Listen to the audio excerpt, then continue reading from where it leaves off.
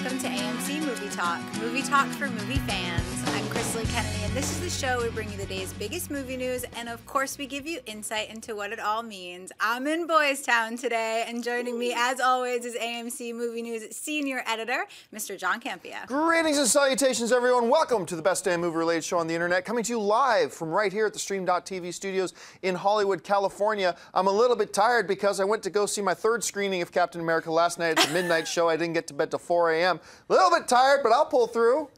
We also have joining us our AMC Movie News Production Manager, Mr. Dennis Sen. Third screen? I thought it was fourth screen. That's tonight. Oh, fourth screen's tonight. I'm going to go check it out again as well. But you got to check out the AMC Prime seats finally. Oh, yeah. I love those seats. Look, okay, I work for AMC, so take anything I say about a great thing at AMC with a huge, massive grain of salt. But yeah, there are these new things called the AMC Prime Theaters, and I finally got to see a movie in one of our Prime Theaters last night. It was freaking awesome. I'll go see a movie that I'm semi-interested in just so I could sit in those seats. The Prime Theater, me too.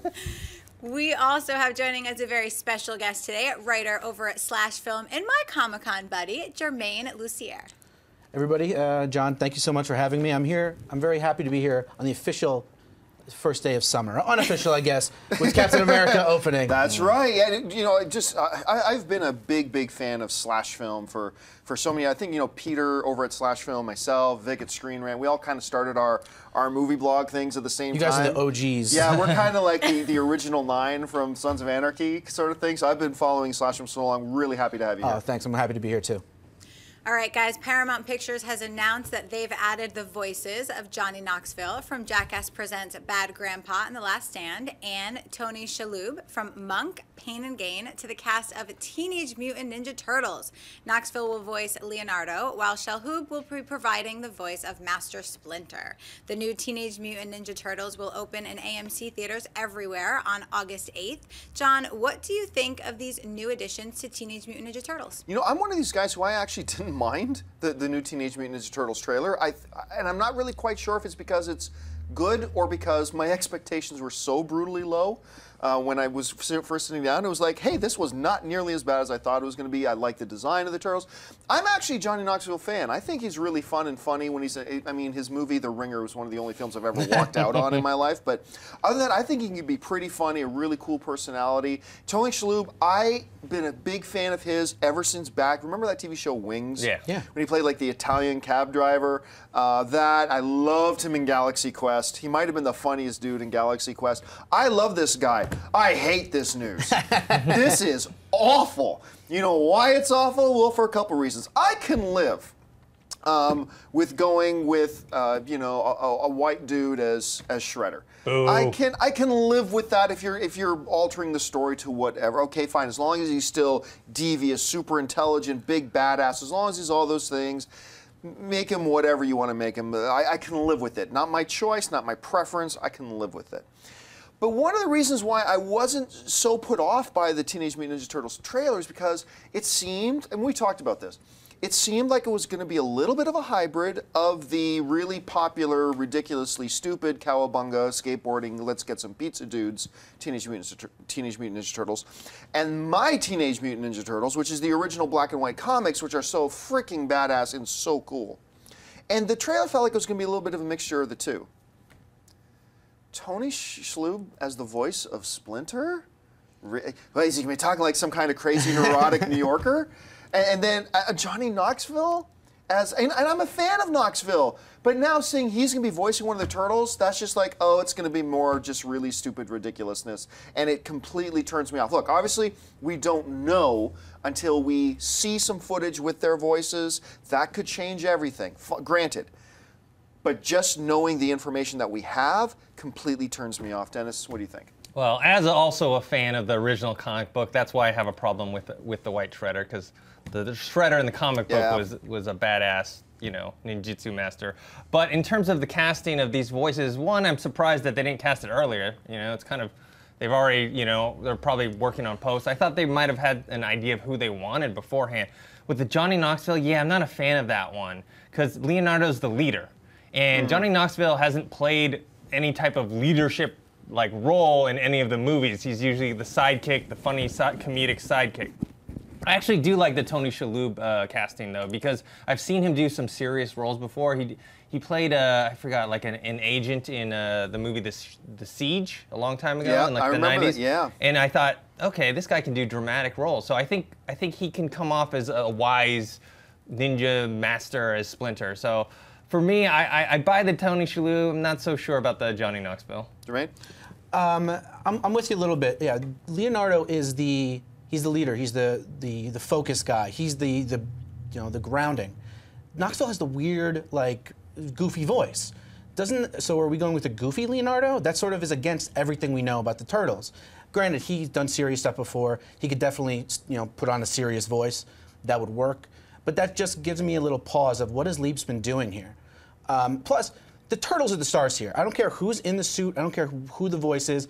The stars are Donatello, Raphael, Michelangelo, and Leonardo. Right, yeah. Why even cast a voice actor that people have heard of? It's just going to give more controversy to a movie that doesn't need any more controversy. Oh, yeah. I think that's the weird thing. It's like nobody's going to go see this movie because Knoxville's in it. Nobody's going to see this movie because Shalhoub is in it. Why even do it? That's my big problem. And I feel very naive because you're right. The stars are the Turtles themselves. So I've always kind of been under this very obviously naive belief that these guys they've had actually in the physical bodysuits of the Turtles, I just assumed they were going to do the voices too. Yeah. Because it doesn't matter who's doing the voices of these guys. And you're right. Why create controversy where you don't need it? And that's all this has done. So.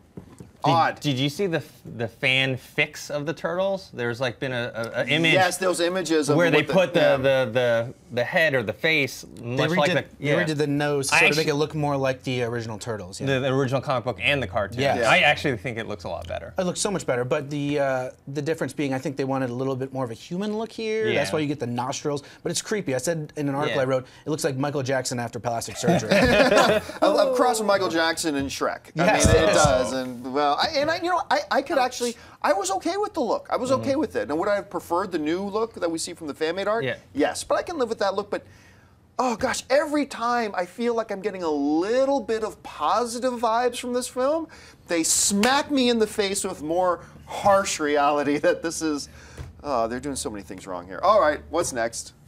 We can always still have pizza, John.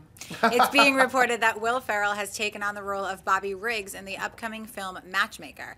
Based on ESPN's recent article, The Matchmaker, Bobby Riggs, The Mafia, and the Battle of the Sexes. Ferrell plays Riggs, an aging tennis pro whose match against the significantly younger female tennis star Billie Jean King became a broadcast sensation with a lot more going on behind the scenes than most viewers of the day were aware. Jermaine, do you like the sounds of Matchmaker? Yeah, I'm curious about it. It has me interested. I love sports movies. I think their dramatic arc always makes great drama on screen. And I love learning about true stories that we don't know the full story behind. Yeah. Like, you think about Moneyball, you think about Social Network, or you think about Rush, where it sort of brings them together. Yeah. I guess Moneyball as well. I love that. So I think that's an interesting thing. Also, I'd like to see Ferrell go out of his box a little bit. Stranger Than Fiction was probably the only other movie he really went dramatic. Yeah. And I liked that movie. And his director friend McKay is doing the same thing with a Michael Lewis film. So I like that. I like the fact that it's a sports movie. I like the fact that we're going to learn something about a really important historical event. And then it's a tennis movie is the only thing. I'm not a big tennis fan, but I'm on board. I'm on board for a sports movie with Will Ferrell that takes a really good look at something. Des? At first, I was confused when I first read it because it was, tennis, and it's supposed to be more of a drama. But then I read a little more about Will Ferrell. Apparently, he's a huge tennis fan. He plays it and he loves it. And also, I read more about this Bobby Riggs guy. And he actually is kind of more of a showman, and he's very loud, and he's very theatrical. Like, apparently, before the match, he came out in a rickshaw being pulled by scantily clad women. Spoilers. Spoilers. So, I mean, if you can't picture Will Ferrell in that, then, So I think he actually fits. And the more I read about it, the more I like it, and the more I think that Will Ferrell is actually a good fit. Yeah, I'm with you a lot, Jermaine, on this, in the sense that true stories where there's a whole several chapters that we actually don't know about, and to see what really went on behind the curtain, that's always really intriguing to me. And I'm glad you brought up Social Network, because that's one of the most recent things that we can point to. When I first saw this news, I thought, Will Ferrell doing another sports comedy. Was it his fourth or fifth? I don't think there's been a good one. Right? If you count car racing as a sport. Yeah, if you count that as a sport, which I do not. Send your hate mail to. But this is really fascinating. I remember as a little kid hearing a lot about the Battle of the Sexes match, and it was a cultural phenomenon when it all happened. So I'd be curious to see what kind of angle they're going to take on this. We'll learn more once we find out who's directing it, and I think that's going to sort of bring it all together because they're going to really put Ferrell the way they want him to be. Directed by Michael Bay, I'm pretty sure. Put your money on that right now. All right, folks, we've reached that point of the show called Buy or Sell. Here's how this works. In front of her, Chris Lee's got a few other items in the world of movie news. She's going to run them down. Then Jermaine, Dennis, and I are simply going to say whether we buy it or sell it. So, Chris Lee, what do we got? Warner Brothers has announced that Academy Award winner Holly Hunter, 300 Rise of an Empire's Callan Mulvey, and the Wolverines' Tao Akamoto have been cast in the upcoming Superman-Batman film as newly created characters. Hunter has been nominated for an Academy Award 4 times and winning once for her role in The Piano. Dennis, what do you think of these casting additions to the upcoming Superman-Batman movie? I buy it. I mean, Holly Hunter is obviously a really good actress, and she played Elastigirl in Incredibles. That's probably her only superhero connection there. And with the other two, I thought they were solid in the roles that they played in their movies in 300 sequel and Wolverine. I'm not sure how big a role they're going to play, though, because they've already got all this other stuff going on. I think these are going to be minor roles, and they said they are newly created characters, but we've seen that supposedly happened before, with Talia al Ghul in Dark Knight Rises. So one of these roles may turn out to be something bigger later on. I don't know. I was really excited about the Holly Hunter name because Holly Hunter, correct me if I'm wrong, but is the most recently she came the closest out of anybody can think of to hitting the double. At the 1994 Academy Awards, she won Best Lead Actress for The Piano. Mm-hmm. But she was also nominated that year for, I believe it was The Firm, that she was nominated for Best Supporting Actress at the same time. And really, I still believe she should have won Best Supporting Actress as well. Anna Paquin, who was also in The Piano with Holly Hunter, she ended up winning Best Supporting Actress. I actually thought Holly Hunter, I can't remember the last time somebody came that close to winning 2 Academy Awards for acting in the same year. She's outstanding. I've been in love with Holly Hunter ever since she was in Broadcast News. I mean, that movie to me just blew me away. Whether it was that, she was magnificent in 13, which she also got an Academy Award nomination for. Just fantastic. The other two, I haven't seen enough of them. I liked 300. I liked what she did in Wolverine. I don't have a big enough sample size to really say how good it would be. Plus, like you already pointed out, we don't know how big or small these roles will be. But I gotta admit, I gotta believe that if you're gonna have Holly Hunter in there, it's at least got to be more than a 2-scene role. Yeah. If you're going to have somebody like Holly Hunter. Anyway, Jimmy, how do you see it? I buy it. Holly Hunter, like you said, has a great history, an insanely good resume. She doesn't have to do this movie. If she either wants to do it for her kids or the script is good. And either way, I'm in. Yeah. So that's positive. And I think the other two, the one guy's in Cap, the other girl was in Wolverine, and they have a really unique, good look about them. They sort of could play anything. They could be good guys, they could be bad guys. They sort of have that comic book feel. So I'm all about it, I think. And like you said, we're not sure how big the roles are. Though I remember Variety reported that the 300 guy, he's going to be a villain. They reported that a couple months ago. Right. So then that sort of went away, and now he's actually in the movie. So is he Lex Luthor's sort of sidekick? Who knows? We'll see. All right, what's next?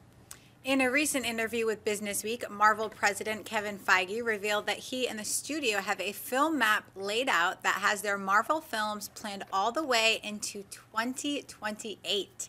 John, buy or sell Feige and Marvel having their film schedule mapped out for the next 14 years. Oh, I sell it. I mean, it's one thing to sit down and have, and when you really read it, it's kind of an off-the-cuff remark. It's not like it's this 5-page expose about how Kevin Feige has very deliberately, detail by detail, laid out this 14-year roadmap. No, it's like, yeah, okay, this is our rough plan. But rough plans can change after one bomb. Rough plans can change after one new idea. So while I believe they've got a rough, so we'll do these 3 in this year, we'll do these 2 in this year, these 2 that year, and if everything goes according to plan, that's the way we'll go. But, these change so fast and so rapidly. So they can say they've got things planned to 2028. That's great, and it's wonderful they're thinking that far ahead. But no, nothing beyond 2017 is in stone. Yeah. I can tell you that right now. Nothing beyond 2017 is in stone. So while it's cool to hear 2028, I'm going to sell that it's actually a serious roadmap for 2028. But anyway, that's just the way I see it. Jermaine, how do you see it? Similarly, I sell it. I think it's great that they have this idea. I love that Feige has a big outline, a plan. But like you said, you have no idea what's going to happen. You know, people could not like Rocket Raccoon. Chris Pratt could get so big, they can't afford him for Guardians of the Galaxy 2 or 3. They have them under contracts for a lot of that, but so did Robert Downey Jr. So you can't really say, but I do love the idea of that. Just like, okay, we have these huge storylines that we want. You know, so I like that about it. But yeah, there's too much. 14 years is a long, long time. There's no way that they can have everything set in stone. So it's a sell. Dennis? I'm going to go the other way. I'm going to buy it. I do agree with what you guys are saying, but I think it's nice to have even a rough plan. I know things are going to change. It's nice to always have a plan, even if you know they're going to change. And two, I think it's a jab at Warner Brothers and DC. I think Kevin Feige's like, look, I got all this stuff planned out. What do you got? You can't even get the date for your next movie out right. So seriously, we don't know if that Batman Superman is going to actually be on that date. It'll move. It'll move. So I think I'm going to buy it for those two reasons. You know, and that's the other thing that jumped out to me at this is you know, whether I buy or sell the 2028 thing. You know, it is nice when you sit back and see they've already announced dates for and have rock solid plans for Thor 3, Captain America 3, Avengers 3. You know Doctor Strange is coming. You know Black Panther's on the horizon. You know they got a lot of other plans for a lot of other different things. Because they're confident, and I talk about this all the time, right? They're confident in, number one, their ability, and they're confident, number two, in the intellectual properties that they own, and they know that they're going to work them move forward. Juxtapose that against Warner Brothers. Okay, we got Man of Steel coming out. Let's not get ahead of ourselves. Don't announce anything else. Let's see how it does first. Yeah. And it comes out, and I still contend Man of Steel is a great film. I loved it. I had a great time with it. Was fairly successful, whatever. But still, you know, okay, we're doing Batman, Superman. Okay, let's just wait. Oh, we don't know what's going to happen. Oh my God! The two biggest characters. I know, and they are still so trigger shy about making plans. Now, I'm sure they're making some plans behind the scenes, but they lack so much confidence in them, they're not willing to get in front of the public, say this is what we're doing, we believe in this, and this is the direction we're going. No, they got to sit and cower in the corner. Well, it comes down to this. Kevin Feige, he has that in his office. Warner Brothers doesn't have one guy doing all this, one girl. It's just everybody has their hands in the thing. Is it Zack Snyder's? Is it Christopher Nolan's? Is it David Goyer's? We don't know. So until they get one person who says, okay, here we go. Batman, Superman, Man of Steel, Green Lantern, Flash. Until they have one person do it like Kevin Feige's doing, they're not going to get Well, I mean, Warner Brothers has Kevin, I always mispronounce. But he's like the CEO, right? So he's kind of in the Kevin Feige role, but his responsibility, whereas Kevin Feige is only responsible for the Marvel properties. Kevin, insert his last name here, whose name I'm forgetting, or Warner Brothers has a lot of other responsibilities as well. They do need to get one guy who says, okay, this is our DC arm, and we have one guy that we have anointed as the head of this DC arm. It shouldn't be Christopher Nolan. It shouldn't be Zack Snyder. It should be a Kevin Feige type, not a Joss Whedon type. And I think that's what you got to do, and they have to and they just need to get over themselves and their paralyzing fear that what we do might not work. Just bite the bullet. You know what's funny, John, is DC did have a plan like this set in stone once, where they were going to have a movie coming out a year, and there was going to be a Wonder Woman standalone, and then Green Lantern happened, and it's like, unfortunately, everything imploded, and they never went back. But it's not like Green Lantern was a colossal failure, you know? It didn't do as well as they planned, but it wasn't like a huge bomb. It didn't cost them $300 million like John Carter did or something like that. Yeah. And another thing, DC has the benefit of they still have all the licenses to their own characters. Like Marvel only has like half of them. Yeah, Iron Man was a big hit. But you know what was a bigger hit? Iron Man 3. You know, because we got there. It was. So just like confidence and keep moving it. Now, to be fair, though, Iron Man 3 was the first film coming off of Avengers. Yes, so you could put a 2-hour test pattern on the screen. It still would have made $200 million worldwide. All right, what's next? It's being reported that director Dan Trachtenberg will be taking over the upcoming film Valencia for Bad Robot Films. Trachtenberg was also named last year as the director of the comic book series adaptation Y, The Last Man, but no progress has been made on that film since. Jermaine, buy or sell Trachtenberg helming Valencia? I'm going to buy it, but full disclosure, I'm friends with Dan. So anything I say, take with this little bit of grain of salt. But I buy it for a couple of reasons. One, Bad Robot doing small, cool little movies again. Right, yeah, very cool. They did Cloverfield, that was great. They sort of gone off into this bigger world now, working on Star Wars. Come on, that's huge. So I like that. And I also like, Dan has been attached to a lot of projects. Besides Why, he was attached to something called Crime of the Century with the guy who wrote, David Morgan, who wrote the Fast and the Furious movies. And his short films, like the Portal No Escape film, are awesome. Right, so the guy's got a vision. So I love the idea of putting him and his vision into a small budget film. It's like a $20, $30 million movie, and let him go at it. Also, what's interesting is that Bad Robot had talks with Valve to make these games, right? Now, the description of Valencia is basically woman in a basement, doesn't know what's happening outside. That sounds like Portal. I don't think this is a Portal movie, but it might be. Valencia is a really weird sort of blanket term that could be a spy thing. That's not coming from the friend part. That's just coming from speculation. So with all that said, bye. Well, I mean, with the title Cloverfield, that doesn't scream giant monster movie, so you could be onto something there. I got to sell this, and the reason I'm selling it is actually has nothing to do with Valencia. Why Last Man? I have wanted a Why the Last Man movie for a long time, and when I heard that his name got attached to that, I got a little bit excited because it was finally some movement. You know, we've had other pairs. Shia LaBeouf was attached to it at one point with the one director that he's worked with a number of times was supposed to do it. I was really excited, and we've heard nothing. And this just kind of puts the nail in the coffin. I think that, that whole Why the Last Man thing totally derailed. And it's I got to believe at some point we're going to see why, but because I don't know enough about Valencia itself, I can't really judge on that. I'm just mad that this news puts the nail in the coffin of Why the Last Man. Dennis?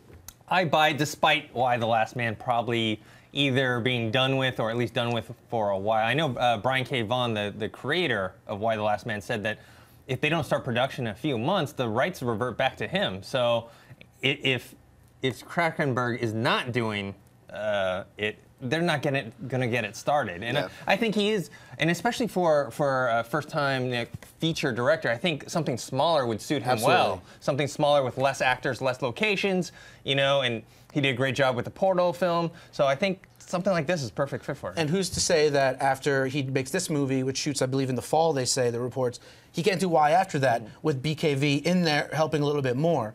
You know, fingers crossed. Yeah, I know. I mean, I'm with you too. I love Why. I blew through those comics when they came out.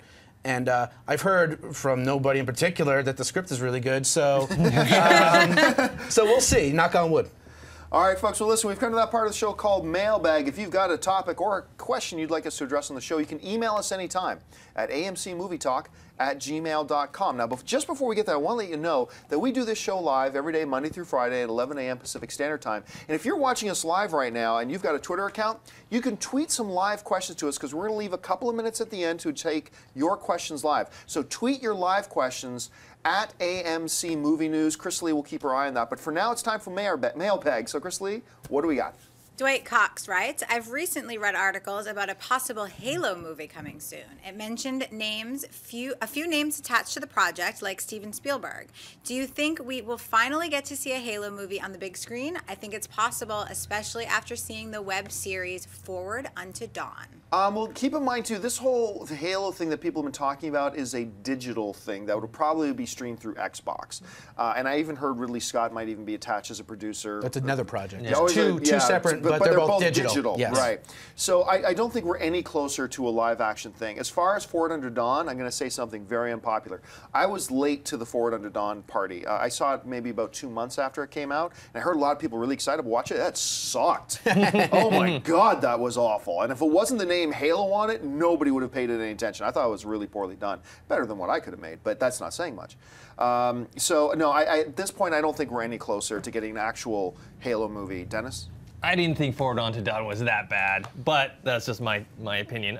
In terms of a Halo movie, no, not anytime soon, because the Spielberg thing he's talking about, Spielberg's just attached to help produce a Halo TV series for Xbox, and Ridley Scott is attached to also produce. I mean, who knows how involved these two guys actually are to a Halo movie also for Xbox. Microsoft right now is using the Halo property a lot to market their other products, like Xbox One and Xbox Live. Which is smart. Smart, and they have a new thing for their Windows phone, Cortana. That's their Siri. Yeah. So which is Halo the name connected. Of the AI exactly. And, so they've decided, hey, let's just use Halo in that role instead of making a big movie.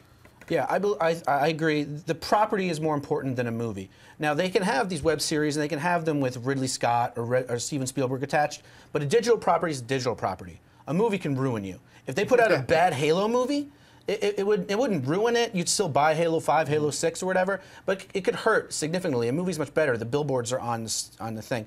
I look at Nintendo, where we saw Super Mario Bros. Movie. That did not go well. But we've never seen a Legend of the Zelda movie. We've never seen a Metroid movie. Why? Because those properties are more important to them than making a couple $100 million on a movie. Because if they keep the properties pure, they can make billions down the road. And I think that's what Microsoft's looking at for a Halo movie. We got close with Neil Blomkamp and Peter Jackson, and that sounded great. But if that couldn't happen, it's not going to happen. It almost feels like Microsoft is taking a WB approach to Halo. A little too scared. What if it doesn't work? All right, what's next? Taylor Huston writes, "Hey AMC, love the show. What happened to Jackie Chan being in the Expendables 3? I remember a report from a year ago saying that Jackie Chan would appear in it and then found out through the first trailer that he actually wasn't. What happened? Jackie Chan is the only person left to complete the all-stars of the Expendables. Thanks guys, and keep on bringing the filthy." Well, there are a couple of guys that you could still add to the Expendables, so let's not say he's the last guy. And I just want to mention, I'd love that animated Jackie Chan behind the mailbag. I thought that graphic was awesome. So Stallone was tweeting out pretty seriously, yeah, me and Jackie, we're on the same page, Expendables 3, woo! I think what happened, though, if I understood it all properly, was what happens often in Hollywood, it came down to an issue of scheduling. And scheduling problems got in the way, and Jackie Chan was just simply not available for one reason or another when they were going to shoot Expendables 3, and it never happened. So that's as far as my understanding of the situation goes. Jermaine, do you know anything different? No, I don't, but I kind of am glad he's not in it, because I don't see Jackie Chan as a gun guy. And the Expendables is a gun movie. You get fights with like Statham or whatever, but I kind of like having him out there. He's always his own type of thing. So I don't know why he's not in the movie. Maybe the script didn't. Maybe they rewrote the script, which has to do with a younger team and an older team. Maybe he just didn't fit in the script, or scheduling. But I'm kind of glad he's not in it, because I like Jackie Chan even as he's getting older, more as a physical guy. Yes. I still wish he was in it. They had the roll call trailer was released yesterday, and they were showing all the names. And I was like, oh, cool. And then I was like, man, Jackie Chan should be in this. I also heard reports that maybe, and this is all rumor and speculation, that he didn't want to be part of like this big ensemble cast, that he wanted to be more of like, okay, it's a movie with him and Stallone alone together. I don't know why he ever would have entered into any talks at all. I don't know. It's an Expendables movie if that were the case. I'm not sure. But the one name also that I want to see besides Jackie Chan, Chow Yun-Fat. Chow Yun-Fat would be an interesting name to that too. Steven Seagal, but he'll never do it because he's such a crazy person. Yeah, and I believe Stallone has some real issues with Steven Seagal, so I don't think there's many reasons we won't see that. All right, folks, so listen, we said we're going to leave a few minutes for your live Twitter questions, and that's what we're going to do. So, Krista Lee, what do we got on the Twitter stream? Patrick Hogue wants to know, if Marvel were to kill any of the main Avengers characters, who would you want them to kill and why? It's not so much as an issue of want them to kill, but I've said this before. I believe if they're going to kill off any of them, the guy that makes most sense to me to kill off is why was I going to say the Scarlet Arrow? It's his name's not the Hawkeye. Hawkeye. It makes most sense that it's Hawkeye. I don't think you can build an individual film, a standalone film with Hawkeye. We talked about that yesterday. I don't think he could carry a film on his own. Not that the actor playing him isn't amazing. He is. We all know that Jeremy Renner's fantastic. But I just don't see that being able to do that with that character. So to me, he stands out as the one that you could lose the easiest. So to me, it's Hawkeye, Dennis. We had talked about Hawkeye or possibly Black Widow dying in the next Avengers, but having seen Captain America 2 now, you can see I don't think that's going to happen. Yeah, Black Widow is not going to happen. Hawkeye is still a possibility, or maybe Scarlet Witch or Quicksilver. Maybe one of those things where they bring him in and they kill him off right away. Yeah, I would say Hawkeye's the obvious choice, just because he's just gotten the shaft in every one of these things. Kevin Feige, when he's coming in the Avengers, then he's a bad guy the entire time. Now he's in Avengers 2. We'll see how much he does. But I also think he's looking at these 3-movie series is what he's been saying, and Iron Man's already done. I think Tony Stark dying at the end of Avengers 3 would be a real poignant, huge moment. I don't want to see that. Oh yeah, but I think it could happen. I don't believe it'll happen at all. That is their money character, and they are not going to kill off their money character. They can kill Tony, but then you could put somebody else or something. It's sort of what they're doing. Well, I don't want to. I thought Captain America. I'll stop. All right, what's next? Chris Parker wants to know, do you think we'll see the Iron Spider outfit or a different version of it in this new Spideyverse? I don't think so, guys. I'm not familiar with the Iron Spider. I'm not either, but I hope not. Just I don't know what it is, and I still hope not, because there's so much already in this second movie coming up, you know, and they already have so many threads or webs, as it were. Bada bing. Man, coming up that, you know, I don't think Peter Parker needs extra suits, but, you know, they have to introduce the Venom suit, the symbiote, whatever it's called. So yeah, I don't think that suit will be in it, whatever it is, but I'd rather see Venom. You know. Yeah, me too. we'll see. All right, let's take a few more. G. Kroll wants to know if you've heard any news on the status of the Girl with the Dragon Tattoo sequel. Still waiting on James Bond. Look, from what I understand, the last I heard about this, it's been a while since I've looked this stuff up. But you've had basically the studio wanted some pay cuts, and you had James Bond not wanting a pay cut, and heads started to clash. Production got delayed and has been delayed ever since. At this point, I don't think it's going to happen, which is too bad. I actually liked the North American version of Girl with the Tattoo, and this is sacrilegious to say. I actually liked the North American version better than the Swedish version, and the Swedish version I loved. I thought it was great, and I really wanted to see the next one. But as of right now, it doesn't look like they're having any movement. Have you guys heard anything different about why things have been delayed? No. No, I think I just heard, you know, David Fincher wants to make movies, and if it's not going to work, he's moved on. You know, he's finishing Gone Girl now, and then you know, he's looking at maybe the Steve Jobs movie after that. Yeah. Is the rumor.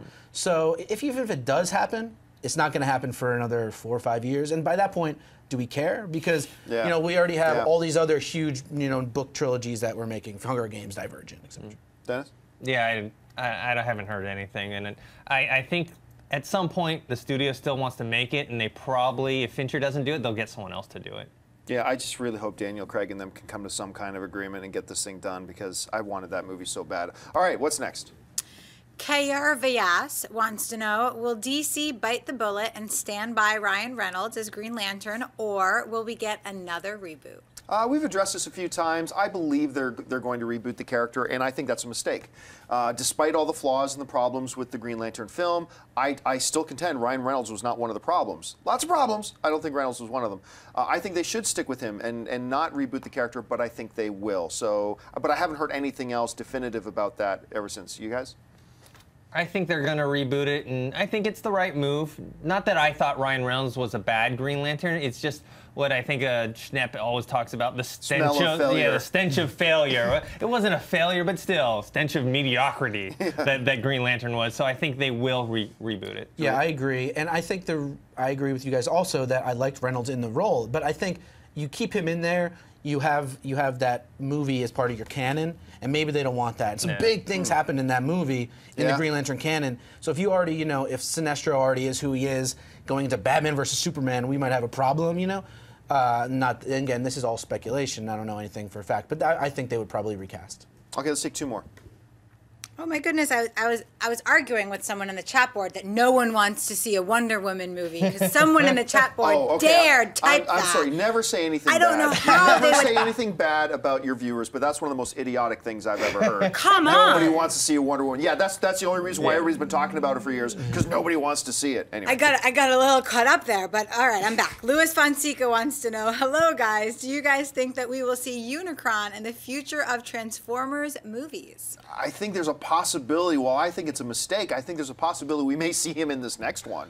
I don't know that. I'm just, from the stuff that we saw at CinemaCon, I'm like, I got a sneaking suspicion we may see a version of Unicron. Big cloud, maybe? Yeah, maybe a big storm cloud. But I think at some point probably. But I think there's a possibility we may see him in this next one. What do you think? I think so, and I hope so. I like Unicron, the character. Obviously, we can't do the big giant planet eater type, but if they kind of tone it down and make it a little more realistic in a way, yeah, I'd go for it. I don't think so. I haven't seen the CinemaCon footage. I hope so, because I love when the Transformers movies are about the Transformers and not the people. But I think if you put Unicron in there, how does a human process that? And then the movie becomes about that and not about the Transformers. And Paramount has been very, very obvious. They want these movies to be about the characters, not the robots, the actual humans. Yeah, which is a mistake. Right, absolutely. And I think Unicron sort of bridges that in a way that can't be fixed. We're already getting, robot dinosaurs. How is Mark Wahlberg going to be like, oh, that makes sense to me? We'll see. But Unicron is just on a whole nother level. I would love to see it, but I don't think it'll happen. All right, last question. It's only April, but Fahad Hackney wants to know what your favorite movie of 2014 was this far. Captain America 2, Winter Soldier, and I'm going to be hard-pressed if some other movie comes along and beats it out for me. I love this movie that much. But to me, hands down, no question, no competition. It's Captain America, Winter Soldier. That's just my opinion. But yeah, anyway, Dennis? Probably Lego Movie. I have Lego Movie, Noah, and Captain America, Winter Soldier in my top 3 so far this year. I haven't started my list yet, but my favorite would probably be The Raid 2. I've never seen a better action movie, or that's not exactly true. I think the hyperbole is getting a little crazy with that movie, especially out of Sundance. But I was there at that first screening, and it was just like the most electric thing I've ever felt.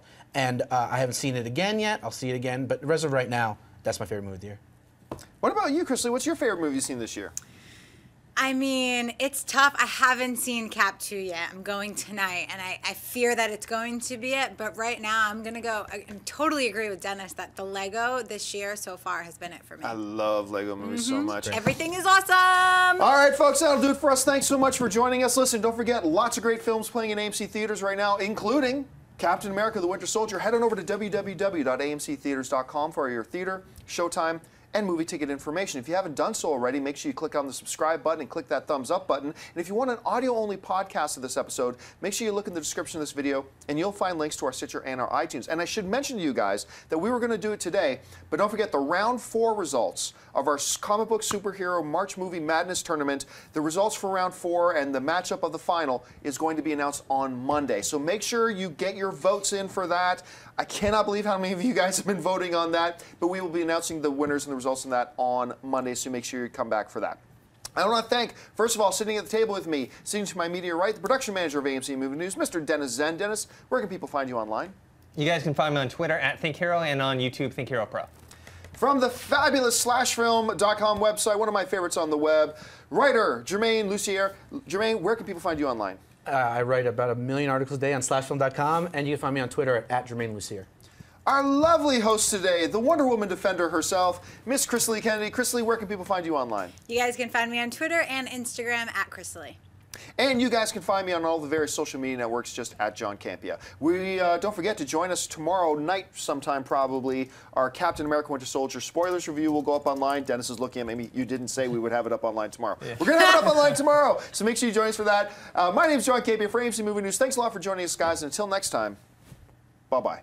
If you like this video, be sure to give it a thumbs up. And don't forget to subscribe to AMC Movie News on YouTube. It's free and a great way to stay updated with all the latest movie news and check out our daily show, AMC Movie Talk. Also, don't forget to check us out on Facebook and Twitter to stay in the loop for our special prizes, giveaways, and contests.